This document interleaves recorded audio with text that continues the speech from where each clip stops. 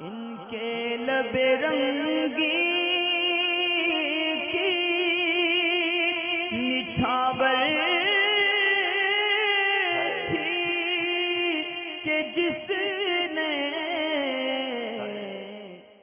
اللہ تعالیٰ کو اوپر والے کے کہنے کے تعلق سے کہ اللہ تعالیٰ کو بہت ساری خاتون اکثر یہ کہتی ہیں کہ اوپر والا جانے یا اوپر والا یہ کرے گا، اوپر والا وہ، تو اللہ تعالیٰ کو اوپر والا کہنا چاہیے نہیں کہنا چاہیے؟ اس سے پہلے میں ایک چیز عرض کر دوں، بعض لوگ یہ ای میل میں پوچھتے ہیں، یہ سوال کے اندر جو آڈیو سوال شامل ہوتا ہے وہ کس طرح سے شامل ہوتا ہے؟ لوگوں کو شاید یہ گمان ہوتا ہے کہ جنہوں نے مجھے آڈیو سوال بھیجا ان لوگوں کے پاس میرا واٹس اپ نمبر ہوگا اور وہ آڈیو واٹس اپ پہ بھیجتے ہیں جو سوال میں ایڈ کی جاتی ہے،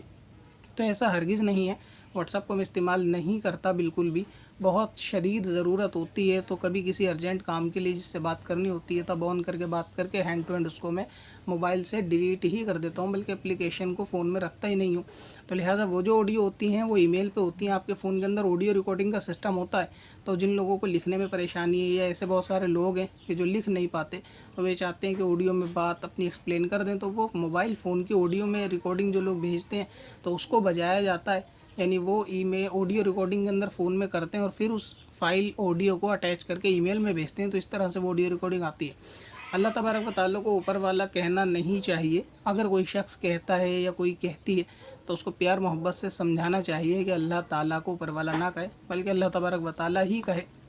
اسی طریقے سے اس کے اوپر حکم کفر نہیں ہوگا جبکہ اس کا عقیدہ ایسا نہیں ہوتا کہ اللہ اوپر رہتا ہے۔ ہمارے وہاں کیا ہوتا ہے، رواج کے دل میں عقیدہ یہ ہوتا ہے کہ اللہ تعالیٰ کی بڑائی اور بلندی بیان کرنے کے لیے یہ بات کہتے ہیں کہ اللہ تعالیٰ اوپر والا یعنی جانے، جو سب سے بلند بالا ہے وہ جانے، مگر جملے کے اعتبار سے کیونکہ یہ کفر ہے لیکن کہنے والے کو یعنی قائل کو اس میں کافر نہیں کہیں گے،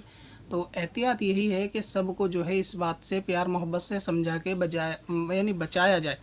اور اگر کوئی آپ کے سامنے کہتا ہے اللہ تعالیٰ کو کہ بھئی اوپر والے نے ایسا کرا یا اوپر والا چاہے گا تو ہوگا، تو آپ اس کو محبت سے بات سمجھا سکتے ہیں کہ بھئی اللہ تعالیٰ کو اوپر والا نہیں کہتا، یہ جملہ بہت سخت ہے، لیکن کفر کا حکم آپ بیٹھے بیٹھے خود نہ دیں کہ اگر کسی کے منہ سے آپ نے سن لیا کہ اس نے کہا کہ اوپر والا جانے تو آپ اس کو کہہ دو کہ تم کافر ہو گئے، تو ایسا نہیں کرنا چاہیے، کیونکہ فتاوی فیض الرسول کے اندر مسئلہ یہی ہے کہ کفر اسی صورت میں ہوگا جب کہ یہ عقیدہ بھی ہو کہ اللہ تعالیٰ اوپر رہتا ہے، اور یہ عقیدہ مسلمانوں میں نہیں ہوتا، اگرچہ جملہ کفر ہے۔ اسی لیے آپ جس کو بھی سنیں صرف اس سے منع کر دیں کہ بھئی اللہ تعالیٰ کو اوپر والا نہ کہیں۔ واٹس ایپ کے اندر بھی اس ویڈیو کو یا میسیج کو عام کر دیں کہ اللہ تعالیٰ کو اوپر والا کہنا جو وہ کفر ہے، اس لیے اس سے پرہیز کرنا چاہیے اور اللہ تعالیٰ کا نام ہی لینا چاہیے، اوپر والا یا سمت اس کی طے نہیں کرنی چاہیے کہ اوپر رہتا ہے یا نیچے رہتا ہے، اور محبت سے سمجھائیں گے تو انشاءاللہ تعالیٰ 2-4 بار کوئی سنے گا سمجھ لے گا تو آئندہ بولنے سے پرہیز کرے گا۔ لیکن اگر آپ اس کے ساتھ سختی کرو گے یا کہہ دو گے کہ آپ تو اسلام سے نکل گئے کافر ہو گئے، تو اس میں جو ہے آپ گنہگار ہوگے کہ ہو سکتا ہے کہ وہ غصے میں آ کے کوئی دوسرا جملہ بھی کہہ دے، اور اکثر سختی کا نقصان بھی یہی ہوتا ہے کہ اگر کسی سے کسی بات میں مسئلے میں سختی کے ساتھ بیان کی جائے تو بندہ وہ ہٹ درمی اور ضد پہ آ جاتا ہے، پھر مسئلے کے اندر بحث ہونے لگتی ہے کہ تمہیں کیسے پتہ اوپر والا ایسا کچھ نہیں ہے، تو پھر وہ شریعت کا انکار بھی ہو جائے گا، تو وہاں زیادہ پریشانی ہوں گی جو آپ کھڑی کرو گے۔ لہٰذا اگر کسی چیز کو آپ سختی سے منع کرو گے یا اس پہ کفر کا حکم لگا دو گے تو آدمی یہ کہے گا کہ ایسا کچھ نہیں ہے، اگرچہ شریعت کا مسئلہ ہے لیکن وہ انکار کر بیٹھے گا کہ ایسا کچھ نہیں ہے، ایسا کچھ نہیں ہوتا، کہہ سکتے ہیں کوئی رجنی، اس لیے نرمی سے پیار سے منع کرنا چاہیے۔ پتھر میں حسن لالے پرنوار